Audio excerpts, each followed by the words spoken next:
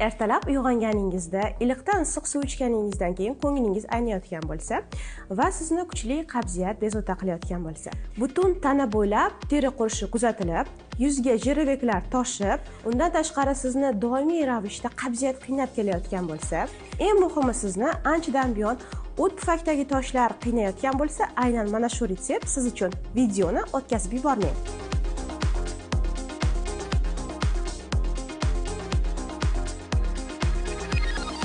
Bu juda ham tayyorlanishi oson bo'lgan retsept. Mana trubka o'rtasini o'yib olamiz va ichiga bir qoshiqda toza asal solamiz. Asal solganimizdan keyin trubka suvi chiqishni boshlaydi va trubka suvi chiqqandan keyin ertalab och qoringa nahorga mana shu trubka ichidagi hamma suvni ichib qo'yishingiz kerak bo'ladi.